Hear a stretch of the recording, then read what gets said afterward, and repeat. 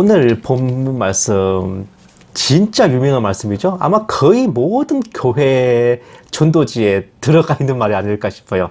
또 교회 치고 이제 이 말씀을 표로 한두 번쯤 삼아보지 않은 교회가 없을 만큼 정말 중요한 복음 전도, 정말 복음 전도 구원으로 이끄는 메시지의 대표격인 그런 말씀이 오늘 이 성경 구절, 주 예수를 믿으라 그러면 너와 내 집이 구원을 받으리라, 바로 이 말씀입니다. 여러분들께서도 이제 모처럼의 연휴를 이제 흥겨운 가운데 따사롭게 보내고 계시리라 제가 믿어 의심치 않아요. 예로부터 더도 덜도 말고 한가위만 같아라 라는 말이 있을 만큼, 뭐 가위 하나가 아니고 그 한가위, 원래 추석을 뜻하는 우리말입니다. 그럴 만큼 추석은 민족 고유의 대명절이었는데, 원래는 지금은 좀 상상하기 힘들지만 원래 설날보다 추석이 더 비중이 컸습니다. 네? 설날은 원래 그 정도 메인이 아니었대요. 무엇보다도 설날은 이제 한겨울 추위 가운데 놓여 있어요. 좀 빡센 날씨가. 하지만 추석은 날씨도 썩 나쁘지 않은 계절이고, 특히 학생들 입장에서는 이게 방학도 아니라 평일에 연장으로 쉴 수 있는 기회라서 아주 따사로운 명절입니다. 이게 생각해보면 설 연휴 신정이고 구정이고 간에 설 연휴는 아마 거의 다 방학의 일부가 아닐까 싶어. 겨울방학 기간의 일부일 거예요, 아마. 민족 대이동이라 할 정도로 수많은 사람들이 고향으로 발걸음을 재촉하고 가족들, 친척들 만나보곤 하는데, 아마 여러분들께서도 그동안 격조했던 친척, 친지들 혹은 고향에 계신 부모님과 또 가족들을 만나 좋은 시간을 보내셨을 줄로 압니다. 저도 그랬기 때문에 오늘은 예배를 이렇게 느지막하게 드리는 거예요. 진정으로 명절이란 신자와 비신자를 막론하고 모두에게 뜻깊은 중요한 날인데, 육신의 아버지와 하나님 아버지, 우리는 두 분의 아버지를 섬기죠. 우리 그리스도인들에게도 가족이란 무엇과도 바꿀 수 없는 소중한 존재입니다. 그러니 마치 가족 구원은 거의 모든 성도들에게 초미의 관심사인데, 따지고 보면 또 이것만큼 고난도의 공작이 없기도 합니다. 누가복음 4장 24절 보시면요, 또 이르시되 내가 진실로 너에게 이르노니 선지자가 고향에서는 환영을 받는 자가 없느니라. 오죽하면 예수님께서도 뭐라 하세요? 선지자도 자기 고향에서는 환영받기 힘들다 하시잖아요. 이 한마디로도 가족 구원의 어려움을 알고도 남지 않습니까? 누가복음 16장 27, 28절 말씀 보시면 이르되 그러면 아버지여 구하노니 나사로를 내 아버지의 집에 보내소서. 내 형제 5이 있으니 그들에게 증언하게 하여 그들로 이 고통받는 곳에 오지 않게 하소서. 그렇게 가족 구원이 어려움에도 불구하고 가족에 대한 사랑은 금할 법이 없는 터라, 심지어 지옥에 떨어져 고통받던 부자도 아브라함에게 청합니다. 자기 형제들이 이곳에 오지 않도록 전도해달라고 할 정도였습니다. 그러나 이게 또요, 막상 전도를 하려고 보면은 그토록 다정하던 가족도 그렇게 깝깝할 수가 없습니다. 마태복음 10장 34절부터 36절까지 보시면은 내가 세상에 화평을 주러 온 줄 생각하지 마라. 화평이 아니오 검을 주러 왔노라. 내가 온 것은 사람이 그 아버지와 딸이 어머니와 며느리가 시어머니와 불화하게 하려 함이니 사람의 원수가 자기 집안 식구리라. 가족끼리는요, 서로 운전도 못 가르치고 못 배워요. 부부싸움 나기 딱 좋은 게 상대 배우자한테 운전 가르쳐주고 운전 배울 때입니다. 100% 싸움 납니다. 그럼 선생이 자기 자식도 못 가르치잖아요.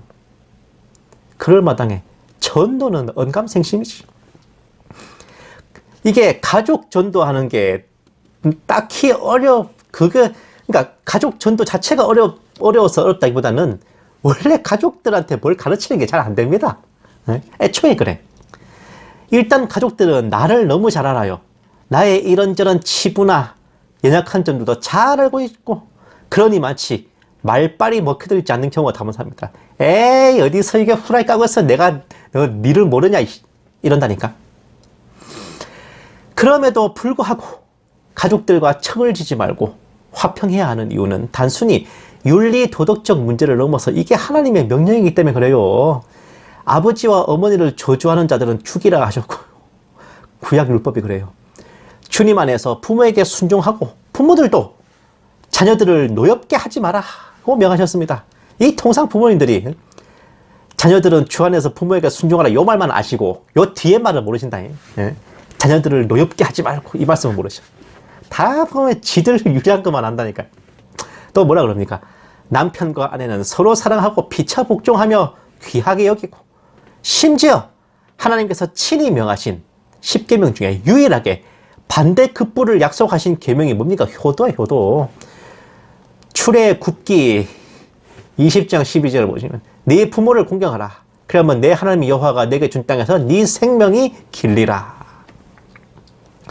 10계명의 다른 모든 것은 반대급부가 없어요. 까라면 깝니다. 까라면 까. 이거 해주면 네가 이걸 해주면 난 이걸 해줄게. 이런 거래관계 아니라고. 까라면 까. 안 하면 죽어. 굳이 말하면 이런 거예요. 하지만 유일하게 부모 공경은 하나님께서 그에 따른 포상을 약속하셨습니다. 이거 얼마나 중요한 룰이겠어요.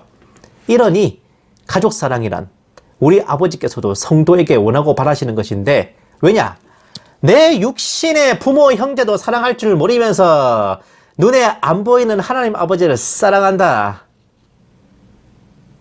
어디서 쌩뻥을 까? 이거거든 바로. 응?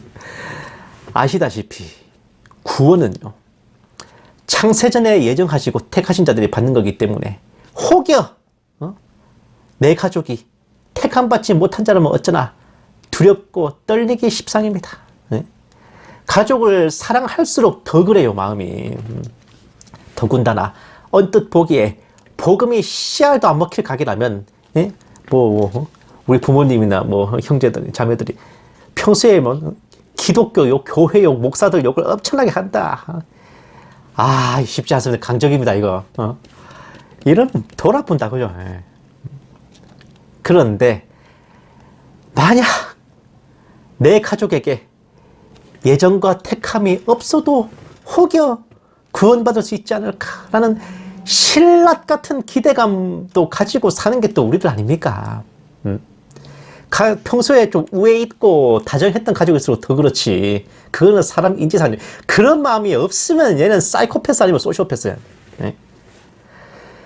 사랑하는 여러분, 가족이란 하나님께서 하나님과 우리의 관계를 이 땅에서 미리 펼쳐 보여주시고 체험하게 하시고 행복을 누리게 하시는 예표이고, 서로 사랑하고 아끼며 위해 주도록 혈연으로 주신 관계입니다.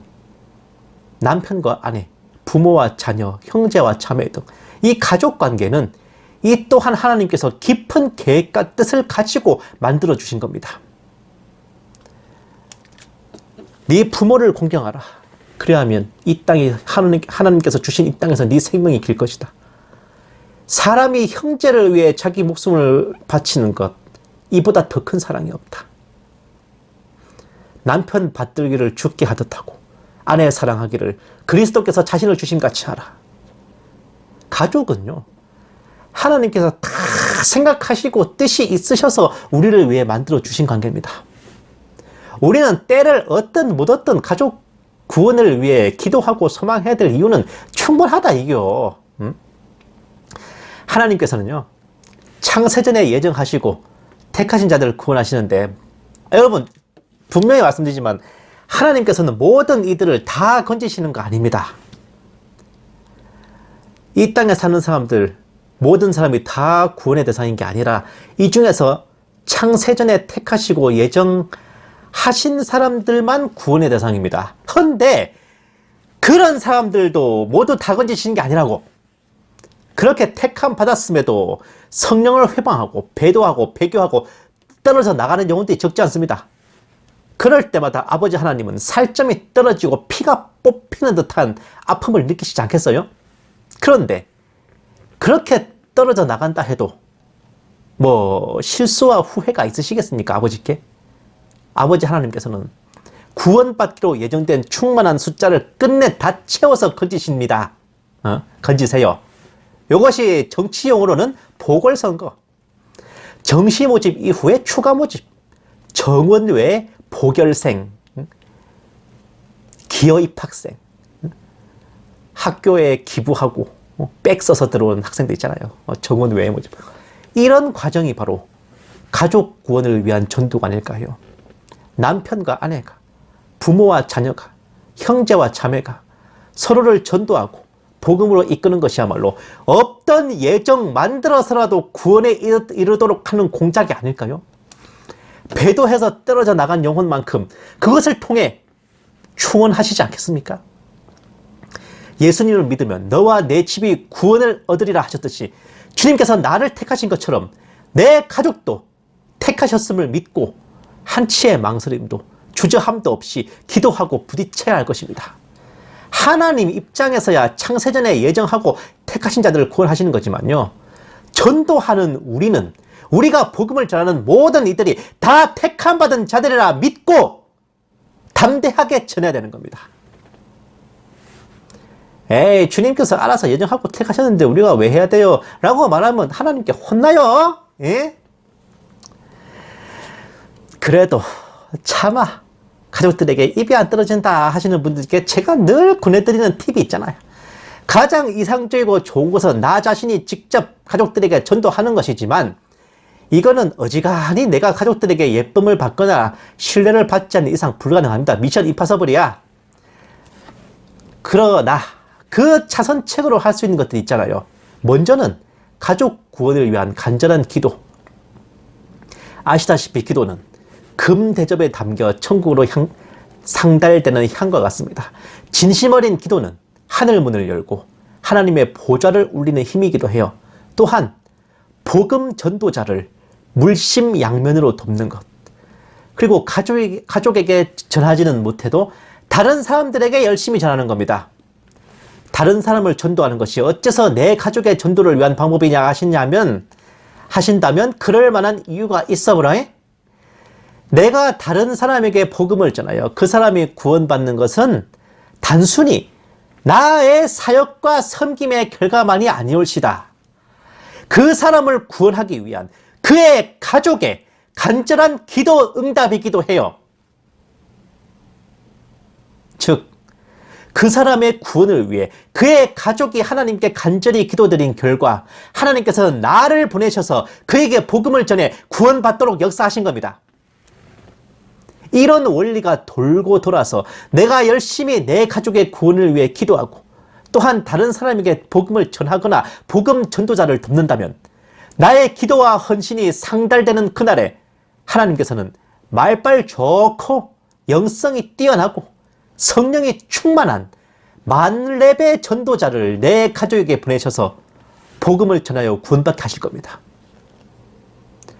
내가 다른 사람의 구원을 위해 열심히 전도하고 사역할 때 또 다른 전도자가 그 순간 나의 가족을 구원하기 위해 달려오고 있는 중임을 잊지 말고 주님 다시 오실 그날까지 소망을 품고 살아가야 할 것입니다.